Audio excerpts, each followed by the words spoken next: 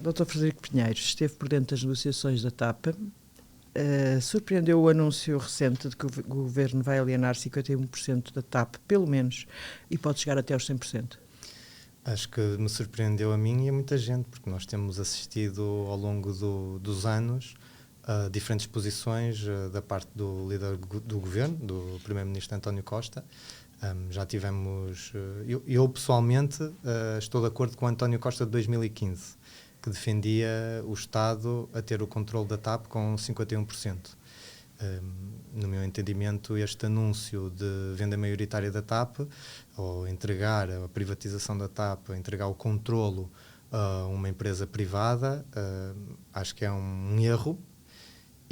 Mas, para além disso, acho que efetuar esse processo agora é um erro tremendo, ou seja, é um erro duplo, porque não é de todo o melhor momento. Ou seja, mesmo que nós discordemos, e como é o meu caso, da venda da maioria do capital da TAP, creio que mesmo para quem defende a entrega do controle da nossa companhia aérea a uma empresa privada, este não é o momento certo. E porquê é que não é o momento certo? Por vários motivos. O primeiro motivo é porque existe muita instabilidade, estamos a viver uma guerra, há uma guerra na Europa, e isso obviamente que tem efeito nos planos dos principais grupos de aviação. Primeiro porque ainda estão a consolidar o processo de recuperação que vem da pandemia, ou seja, estamos a falar de empresas que tiveram quedas abruptas do seu volume de negócios, acima dos 90%, e só agora é que estão a estabilizar. Depois, porque nós podemos facilmente ver que essas companhias não têm nenhum interesse e não se estão a posicionar para comprarem a maioria de outras companhias aéreas. Nós vemos o caso da Lufthansa, que quando avançou para a compra da ITA, a assessora da Alitalia, avançou para a compra de uma posição minoritária. A própria Air France soube-se recentemente que comprou uma posição minoritária na SAS. Não é por acaso, porque essas companhias, esses grandes grupos de aviação, não têm disponibilidade financeira neste momento para avançarem com a compra maioritária de uma companhia aérea como a TAP e não tem esse interesse, ou seja, da minha análise, creio que há o interesse de avançarem com um processo gradual, comprarem primeiro uma posição minoritária. Do ponto de vista do Estado português, também é um erro porque a TAP está a valorizar-se. Estamos a falar de uma companhia aérea que no próximo ano será mais valiosa do que é este ano, daqui a 2 anos ainda mais. É uma empresa que foi completamente reestruturada, está no caminho dos lucros, portanto não se compreende porque é que se vende agora sem nenhuma necessidade. Estamos a falar de num procedimento sem nenhuma necessidade, vender a TAP agora. Só queria acrescentar mais 2 notas sobre o momento de venda da TAP e porque é que é errado. Estamos também, a questão da venda da TAP cruza-se com o processo do novo aeroporto. E o novo aeroporto é que é o grande desbloqueador do valor da TAP, porque o principal ativo da TAP é o seu hub, o seu centro de operações, que é num aeroporto que está completamente saturado e congestionado, e isso faz com que a empresa seja menos eficiente e, obviamente, que isso lhe retira valor. Portanto, o novo aeroporto, a nova solução aeroportuária na região de Lisboa vai aumentar exponencialmente ou drasticamente, se quisermos, o valor da nossa companhia aérea. Não se percebe a pressa. Estranho, para além do formato de operação, estranho o procedimento que se está a lançar, a pressa que se está a ter. Parece que vamos ver que um governo do Partido Socialista vai vender mais depressa a TAP do que a direita durante o governo da Troika e no momento em que não há necessidade nenhuma. Mas diga uma coisa, acha que alguma vez a hipótese de venda a 100% foi colocada durante os seus tempos no Ministério? Obviamente que sobre o que se falou enquanto eu fui adjunto do Ministério das Infraestruturas, não vou revelar essa informação, nunca o fiz, mesmo perante situações mais drásticas, portanto, creio que o Governo, a informação que é pública do Governo é que foram avaliados vários cenários e foi esta a decisão que foi anunciada recentemente. Mas se a TAP foi considerada estratégica, como disse há bocado, e ser comparada às caravelas pelo Primeiro-Ministro e até às Forças Armadas como um símbolo da soberania nacional. Consegue perceber a que é que se deve esta mudança? Ou seja, o que é que estará na origem desta mudança? Eu só posso suspeitar. Eu não estou na cabeça do Primeiro-Ministro, nem do Ministro das Finanças, que são quem coordenam e lideram este processo. E o Ministro João Galamba, obviamente, porque é o Ministro das Infraestruturas, que deve ter tido alguma palavra a dizer. Imagino que sim. Mas em relação ao processo da TAP à venda a 100%, eu não percebo, não consigo compreender, não encontro, por muito que pesquise, por muito que estude, por muito que acompanhe o setor da aviação civil a nível internacional e perceba as dinâmicas de consolidação, não há nenhum motivo, não consigo encontrar nenhum motivo para se vender a maioria do capital da TAP. A maioria, 51%. Sim, não encontro nenhum motivo. Primeiro, porque não há necessidade legal, digamos assim, ou seja, durante o processo de negociação com a Comissão Europeia, e digo isto porque isto é relativamente público, foi anunciado na altura, o governo português estabeleceu uma linha vermelha perante as equipas negociais da Comissão Europeia, que foi: nós não seremos obrigados a vender a TAP. E isso foi muito importante, porque é uma lição que também se retira do processo de venda do novo banco, perante o qual o Estado português assumiu uma obrigação de venda, de alienação daquele ativo, com um prazo fixo, e isso obviamente o que é que faz?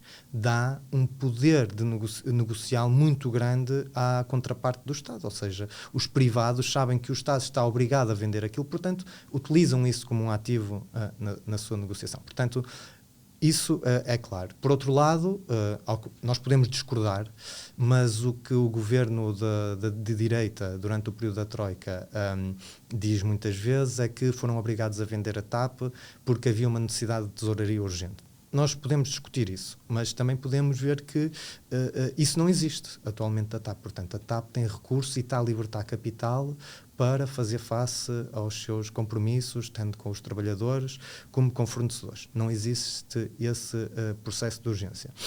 E, ao mesmo tempo, nós também podemos... há uma pergunta que nós podemos colocar, que é: e se nós vamos vender a maioria do capital da TAP? E se houver outro solavanco semelhante a uma pandemia? Esperemos que não, mas aconteceu e poderá acontecer outra vez. Ou se houver uma crise no setor da aviação civil, perante a qual seja necessário o Estado português intervir, ter uma intervenção com capital na TAP, o Estado português vai deixar falir a companhia aérea? É porque nós estamos perante essa situação. Nós vimos, durante o Covid, muitos Estados a apoiarem companhias aéreas que não eram suas, que eram de outros países. Como o nosso. O nosso apoiou a sua companhia aérea, onde tinha posição. 50%, não é? sim. E a questão que se coloca aqui é: nós estamos a desfazer dessa responsabilidade? É porque isso é muito importante, porque a TAP tem um papel fundamental na economia portuguesa. Mas há muita gente, aliás, eu lembro-me que o Luís Paixão Martins, se não me engano, numa entrevista, que é uma pessoa que aconselha ao Primeiro-Ministro, como toda a gente sabe, dizia que a TAP era um ativo tóxico para o governo PS. Portanto, acha que foi esta a linha seguida pelo Primeiro-Ministro, livrar-se de um ativo tóxico? Espero que não. Só posso esperar que não, e espero que nesse enquadramento o Primeiro-Ministro tenha tido o cuidado de não seguir a venda de um ativo estratégico e fundamental para a economia portuguesa apenas por mero posicionamento tático, porque acho que isso seria danoso para o país, como será danoso, e terá de ser muito bem explicado se o Estado português vender a TAP por um valor inferior àquele que injetou na companhia. Porque se há algo... Mas isso é certo. Vamos fazer contas. Há quem diga que a injeção já vai em 3.200 milhões de euros. 200 milhões de euros. A TAP é vendável por quanto? Eu não sou especialista em aviação, mas há quem diga que aquilo não chega... é que o Estado vai perder milhões. E eu não tenho nenhuma avaliação na minha posse. Sei que o Estado é público, que pediu 2 avaliações independentes à companhia aérea, mas seja qual for o valor, entregarmos novamente, é porque já não é a primeira vez, um ativo que o Estado português foi obrigado a resgatar por questões estratégicas, económicas e até financeiras, entregar esse ativo por um valor inferior àquele que custou ao Estado português, é um dano financeiro para o país, mas também é um problema democrático, porque, vamos lá ver, nós não podemos ter os Estados sempre a resgatarem empresas, injetando lá dinheiro e depois oferecendo, entre aspas, com mais-valias essas empresas ao capital privado. Isso coloca-nos um problema também do ponto de vista da nossa soberania.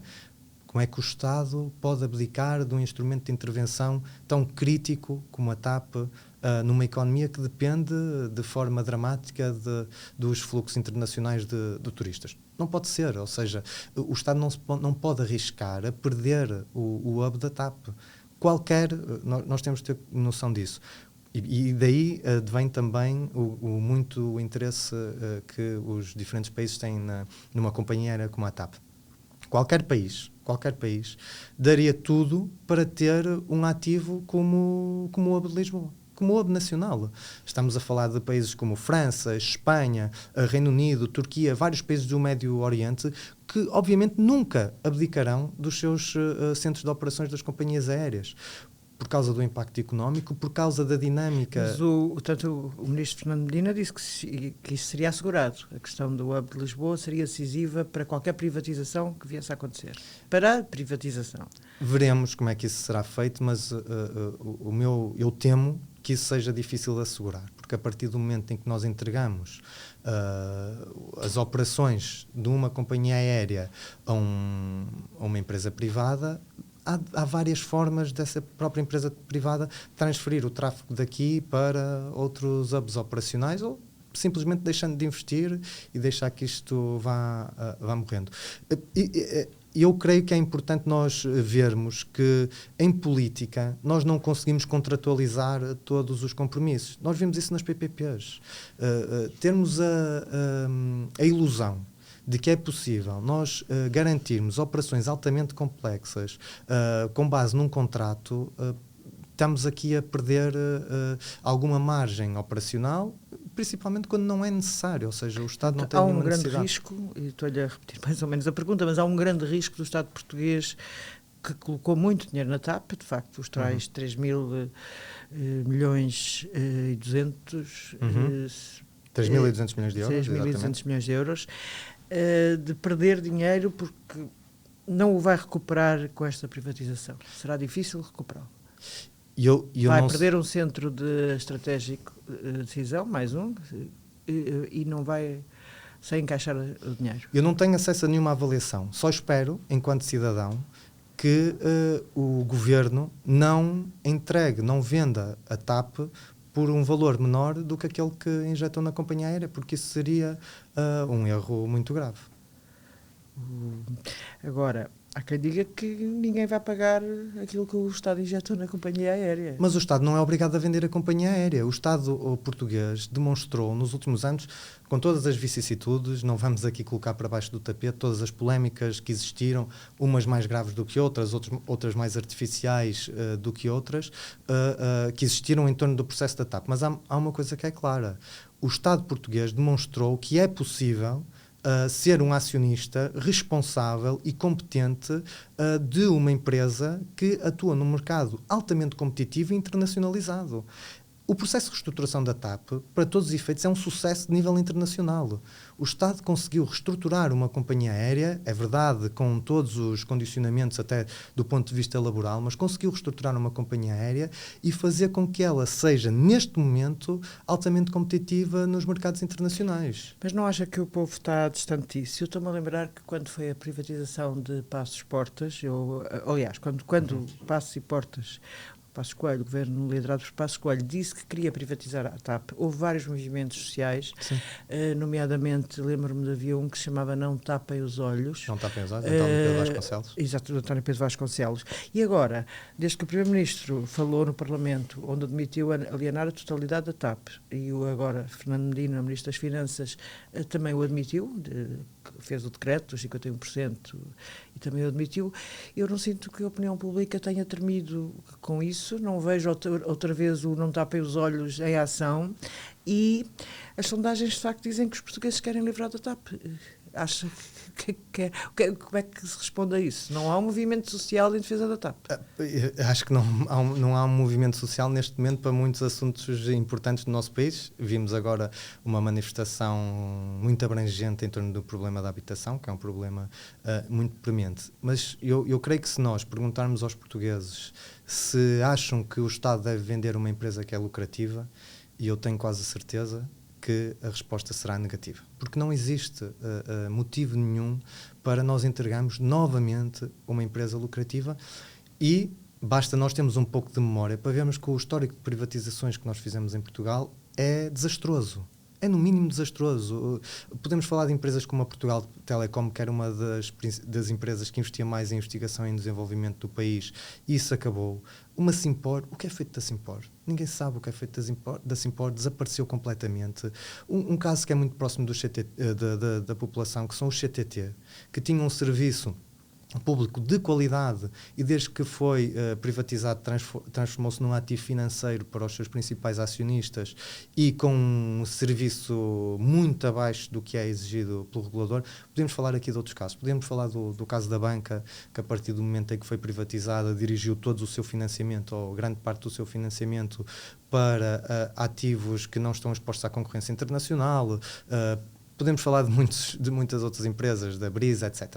E com danos para o país. Agora, focando no caso da TAP, nós estamos a falar de um setor onde existe uma correlação muito grande entre a privatização e a possibilidade dessas empresas falirem. Se me der um momento, eu vou falar daqui a alguns casos. Primeiro, a TAP. Falando do próprio caso da TAP, a TAP já está envolvida em processos de privatização desde Aníbal Cavaco Silva. Estamos a falar há mais de 20 anos, há quase 30 anos, que o processo de privatização da TAP está na agenda política. Em todos os momentos que a TAP esteve para ser vendida, esteve próxima do desastre. Em primeiro lugar, foi o negócio com a empresa suíça, a Swissair, na altura, que o negócio abrandou porque, passado poucos meses, a Swissair foi à falência. Estamos a falar de uma situação em que a TAP esteve praticamente vendida, faltava assinar o contrato. Se tivesse sido assinado o contrato, a TAP hoje não existia.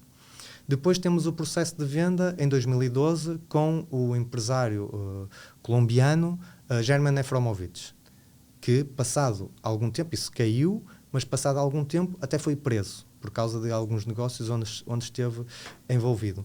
O próprio processo de venda a David Neilman.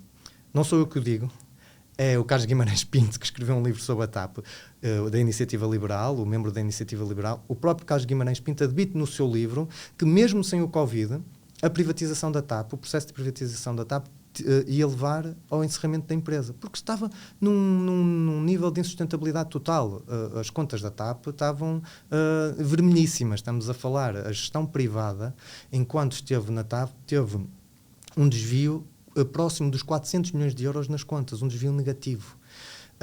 Mais uma vez, nós vamos entrar num processo em que arriscamos que a TAP seja entregue a acionistas e que depois haja um desastre e nós fiquemos sem a nossa companhia aérea. Mas isto não é um exclusivo de Portugal. Fala-se na Ibéria, fala-se na empresa aviação da Alemã, da Lufthansa. Apesar de tudo, são empresas sólidas. São empresas sólidas, como era a Swissair. E repare que mesmo a própria Lufthansa, o grupo da Lufthansa, precisou de apoio do Estado suíço, do Estado austríaco, para apoiarem parte das empresas, das companhias aéreas que estão no seu portfólio. Mas se nós olharmos para um histórico recente, vemos que empresas como a Sabena, antes de falir, foi privatizada. Empresas como a Malev, antes de falir, foi privatizada. Encontramos a Adria, que antes de falir foi privatizada. A Adria é de onde? A Malev? A Malev era da Hungria e a Adria da Eslováquia. E temos empresas também como a Mexicana, do México, a Saner, da África do Sul. Existem vários casos. Isto está tudo muito bem documentado pelas organizações internacionais, na literatura académica, de empresas que foram vendidas, foram privatizadas, faliram, e algumas delas depois o Estado até teve de intervir para criar novas empresas, como foi o caso da Sabena e como foi o caso da Suíça, da Swissair. Portanto, nós vemos que existe aqui uma correlação muito grande. Agora, Se é importante a TAP procurar parcerias e aprofundar parcerias com empresas privadas, nomeadamente com as que referiu, a Lufthansa, o grupo Air France-KLM, creio que sim, mas isso não passa obrigatoriamente por entregar o controlo da empresa a capital estrangeiro. É uma decisão que de facto é contraditória com a 2015 e com as caravelas. Eu ainda não consegui perceber foi o que é que está na origem desta mudança de posição, mas também ainda o Primeiro-Ministro não explicou, nem ninguém lhe perguntou. Sente-se um vencido? Isto, na realidade, foi exatamente aquilo contra a qual lutou e contra o qual trabalhou nos últimos tempos, enquanto adjunto no Ministério das Infraestruturas. Eu sei que não quer falar sobre o que é que se passou nessas negociações, mas a TAP neste momento é vista como uma causa perdida. Mal. E acho que também faz parte do meu papel enquanto cidadão tentar ter algum tipo de intervenção nesse aspecto. Mas repare, eu vejo muitos comentadores que defendem a manutenção do controle da TAP na esfera pública. Muitos comentadores, muitos políticos, existem muitos movimentos, alguns que não tão visíveis quanto isso. Mas estão bastante visíveis.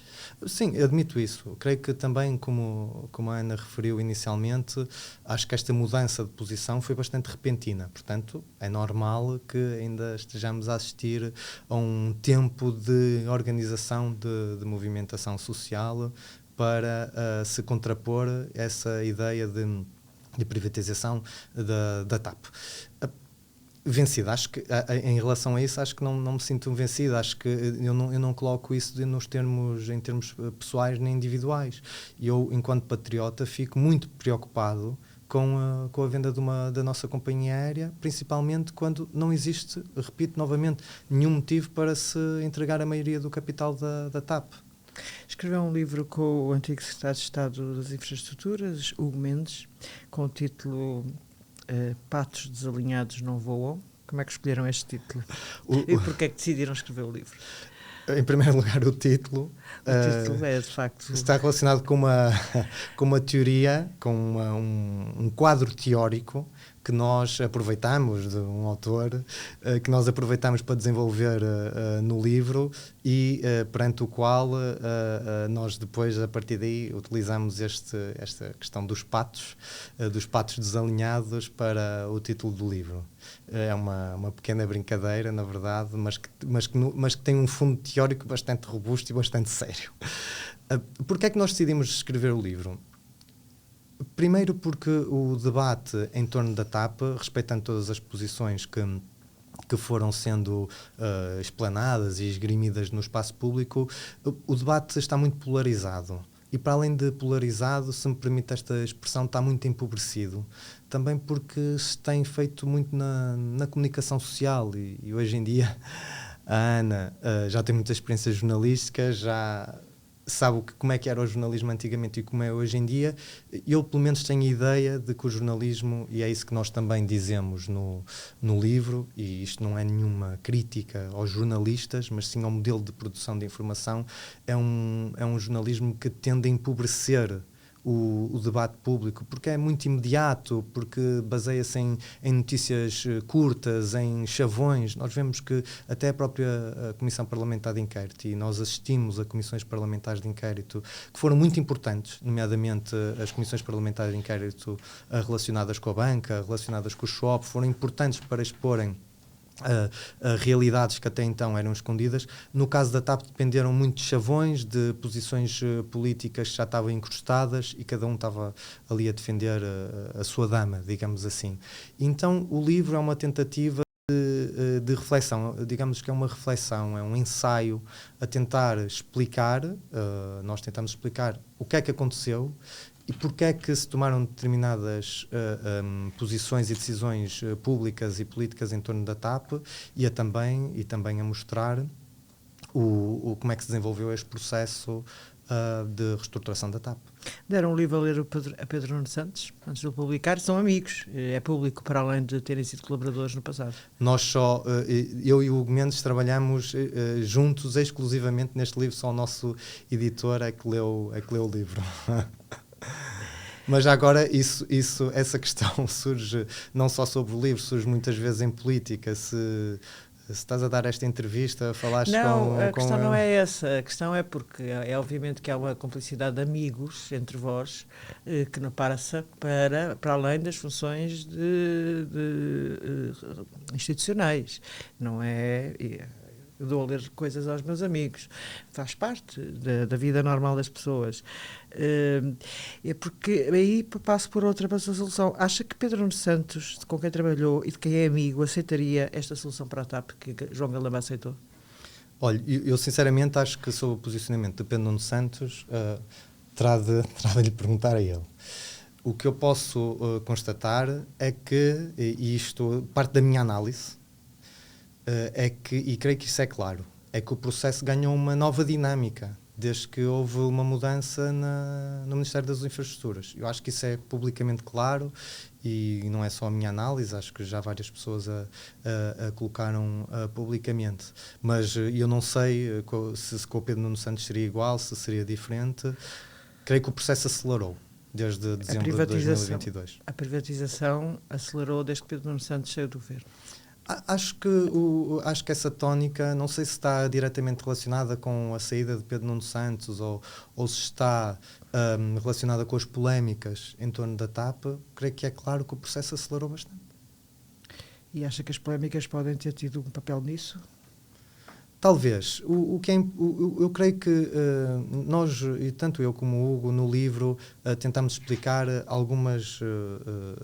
porque é que algumas das polémicas aparecem, porque isso depois também está muito relacionado não só com a batalha política que existe, e hoje em dia nós vemos que o discurso político está muito polarizado. Não é só em Portugal, é a nível internacional. Eu recordo-me, e nós falamos, eu também não quero falar muito sobre o livro, porque nós, até por cordialidade em relação ao Hugo, que também escreveu o livro, obviamente, teve um papel central, não só no livro, mas como na gestão deste processo. Mas eu, enquanto adjunto, lembro-me de chegar ao gabinete e ler textos de opinião e notícias com posicionamentos de outros partidos políticos que, ao criticarem o processo da TAP, falavam em crime económico, ou seja, extremavam estas posições. Mas creio que também, e não justificando de todo, acho que nós assistimos também o Estado português nos últimos anos vendeu praticamente todos os seus principais ativos empresariais. Portanto, não há um histórico recente, nem um conhecimento adquirido dentro do Estado, muito consolidado, na gestão de ativos empresariais com a capacidade e o tamanho da TAP e, acima de tudo, com a complexidade da TAP. Portanto, é normal que exista aqui uma curva de aprendizagem e que essa curva de aprendizagem resulte muitas vezes em erros, obviamente. Acho que foram feitas muitas coisas boas, há outras coisas que não foram bem feitas, isso é normal. Agora, nós também não podemos exigir que um Estado durante 20 anos venda todos os seus ativos empresariais e que depois de repente seja obrigado a nacionalizar a TAP e que todo o conhecimento adquirido esteja lá conservado no congelador.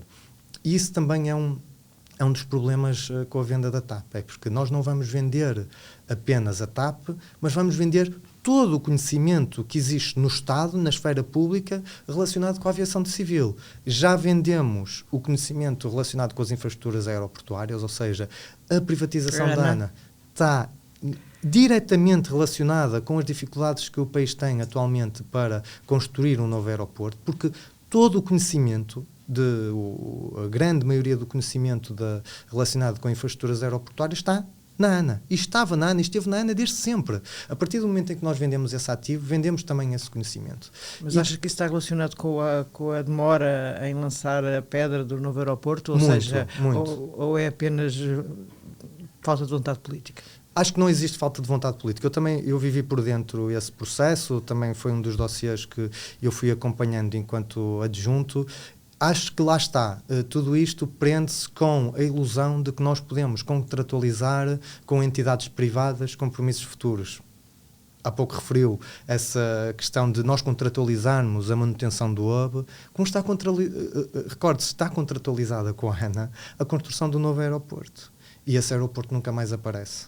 Já estamos atrasados muitos anos, o Governo tem tido uma enorme dificuldade em construir, em avançar com uma solução aeroportuária, e isso está intimamente relacionado com o posicionamento da empresa privada que gera todos os aeroportos nacionais, os principais aeroportos nacionais, que é a ANA Aeroportos, defende uma solução que vai de encontro aos seus interesses contra aquela que seria, ou poderia ser uma outra solução para o Estado português.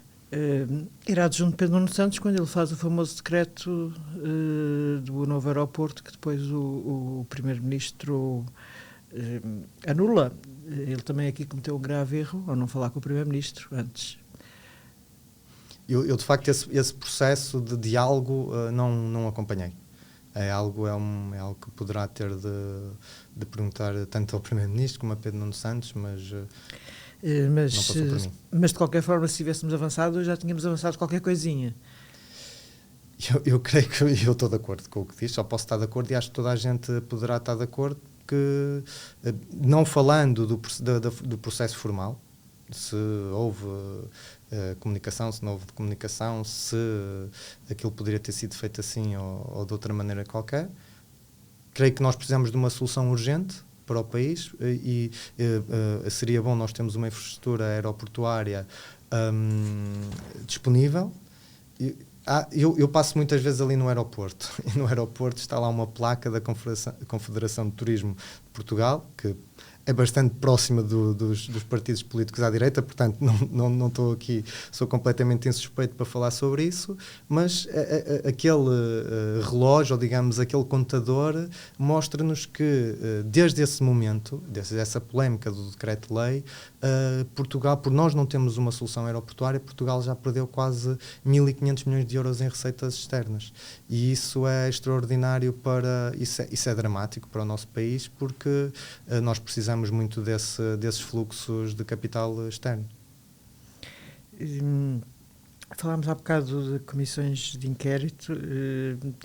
Diga-me uma coisa, na comissão de inquérito da TAP teve alguma reunião de preparação? Participou em alguma reunião de preparação com os deputados do PS? Eu não participei em nenhuma reunião de preparação durante a Comissão Parlamentar de Inquérito da TAP. Nenhuma, ok. Que estava com a ideia que o Ministro João Galamba tinha participado numa, pelo menos. Diga-me uma coisa. Vamos àquela noite fatídica em que o CISO abordou. Eu ainda não compreendi como é que o processo passou. Sei que já foi contado muitas vezes, mas há um telefone-lhe. Aquele telefonema é um telefonema simpático, agradável, intimidatório. Em relação a esse episódio que aconteceu há cerca de meio ano, vou ser completamente honesto. Eu tenho muita dificuldade em rever tudo aquilo que aconteceu. Não é dificuldade em lembrar-me, é em emocionalmente lidar com tudo o que aconteceu, porque creio que foi algo muito violento emocionalmente, e até lhe digo que só muito recentemente é que eu consegui, estou a falar há dias, é que eu consegui assistir na totalidade às conferências de imprensa que o Sr. Primeiro-Ministro e o Sr. Ministro das Infraestruturas deram sobre este caso. Porque tive meses a preparar-me para ouvir o que dizem. Eu já sabia o que é que diziam, porque tinha lido nos jornais, mas é algo duro, insultuoso, difamatório, injurioso, e do ponto de vista pessoal não é fácil ouvir aquilo. Não deixa de ser estranho. Eu acho que eu sou abordado, ainda hoje, sou abordado diariamente por pessoas que eu não conheço, por pessoas como eu, que eram ou que são cidadãos completamente anónimos, a expressarem-me a sua solidariedade, porque creio que perceberam que num determinado momento responsáveis políticos com um poder muito grande utilizaram uma narrativa injuriosa, falsa, apenas por motivos políticos. Eu tenho muita dificuldade e não só eu, mas eu creio que existe uma dificuldade muito grande no nosso país de perceber como é que um primeiro-ministro, que perante um caso que envolvia um antigo camarada seu, e na altura um camarada seu do Partido Socialista, antigo primeiro-ministro, se escudou corretamente numa formulação que dizia que há justiça o que é da justiça. Estamos a falar de José Sócrates.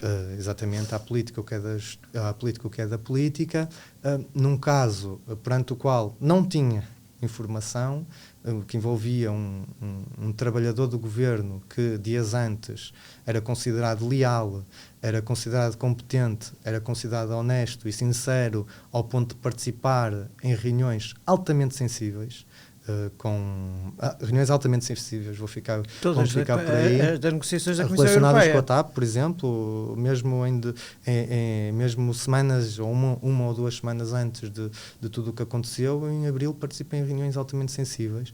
Como é que passado 1 ou 2 dias essa pessoa estava a ser injuriada e difamada e insultada pelo Primeiro-Ministro e pelo Ministro das Infraestruturas em direto perante milhões de portugueses, acusando de agressões e de roubo, que são acusações graves, são acusações muito graves para qualquer pessoa, e obviamente que para mim é difícil ainda rever tudo o que aconteceu nessa altura. Portanto, foi condenado, não teve direito à justiça, ao que é da justiça, e foi condenado sumariamente, ao contrário do que aconteceu com José Sócrates no PS. Foi condenado politicamente.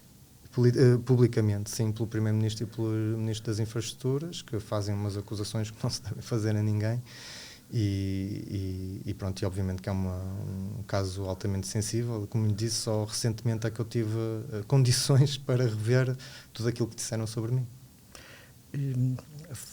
Avançou com um processo contra o Primeiro-Ministro e o Ministro das Infraestruturas por difamação? Não, ainda não avancei. Eu mantenho todas as hipóteses legais em aberto. Ainda estamos dentro dos prazos legais. Isto não se prende com nenhuma questão tática. Muitas vezes as decisões que nós tomamos estão relacionadas com aspectos cotidianos. Eu tenho 2 filhos, um com 6 anos e outro com 4 anos, que felizmente ainda não percebem o que é que aconteceu, não têm ainda idade, não viam notícias, os próprios coleguinhas da escola não perceberam a dimensão do que estava a acontecer, e portanto não viram o pai a ser insultado e injuriado na televisão. Isso foi uma das minhas principais preocupações, foi proteger os meus filhos desse processo. Sei que se avançar judicialmente para proteger os meus direitos e o meu bom nome na justiça contra entidades políticas tão poderosas, posso utilizar esse termo, tão poderosas, que é mesmo assim, estamos a falar do Primeiro-Ministro, à medida que o tempo vai passando, os meus filhos podem se aperceber do que está a acontecer e pronto, e eu pondero bastante essa situação.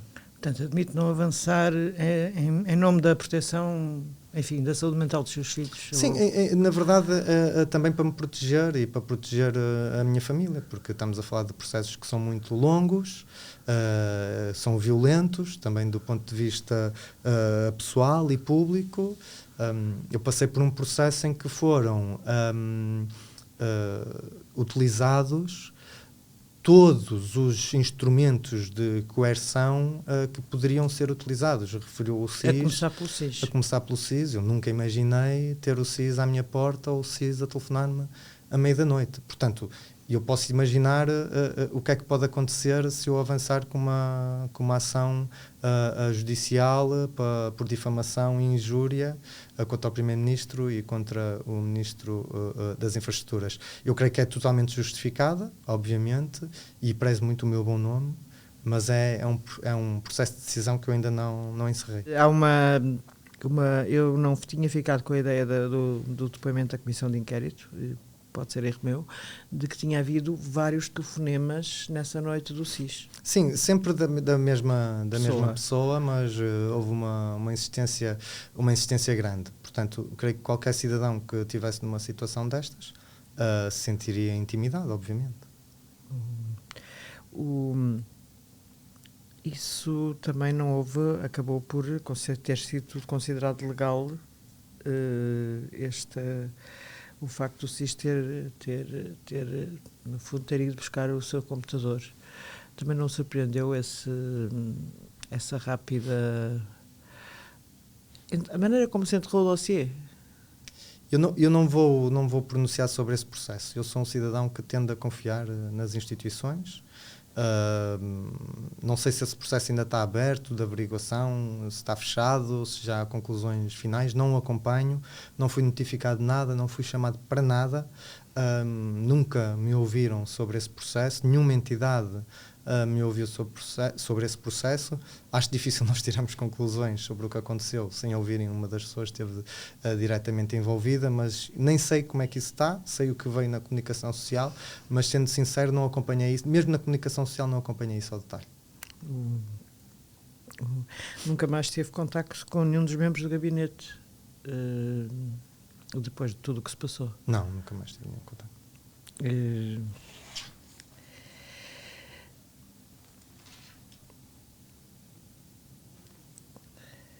Como é que é hoje a sua vida? É jornalista, voltou à sua profissão, uma profissão de origem que tinha abandonado em 2015? Na verdade, em 2017, quando fui para o governo. Em 2017? Sim. Perdão. Fui requisitado nessa altura. Foi requisitado nessa altura. Sim. Hoje está a trabalhar na RT. Como é que é o seu dia-a-dia hoje? Como é que é voltar outra vez à casa onde trabalhava? Deve ter sido um choque, passaram muitos anos. Sim, passaram alguns anos. Passaram 6 anos, eu estive 6 anos fora da profissão, mas agora tenho esta oportunidade, porque é de inteira justiça referir isto, a sensibilidade que a administração da RTP teve na minha integração, que a direção de informação teve na minha integração e que a equipa no qual eu estou integrado neste momento da RDP África, que acabou de ser premiada com o Prémio Gazeta Rádio 2022, encontrei uma equipa extraordinária que tem percebido, com muita sensibilidade para perceber o que aconteceu e que me tem dado todo o apoio do mundo. Portanto, eu sinceramente não podia estar num sítio melhor, porque tenho tido todo o tipo de flexibilidade, de apoio, tanto na revisão de alguns conteúdos técnicos de formação, no debate de ideias sobre o trabalho que pode e deve ser feito do ponto de vista jornalístico e de informação, e tem sido impecável, de facto. Eu queria muito voltar ao jornalismo. Agora, eu acho que é um problema, estamos aqui 3 jornalistas, acho que existe um problema hoje em dia no jornalismo, que é, estamos numa profissão que está a perder condições, que está em declínio, digamos assim, mas isso depois daria tema para outra entrevista e para outra conversa. Ok, muito obrigada, Dr. Frederico Pinheiro.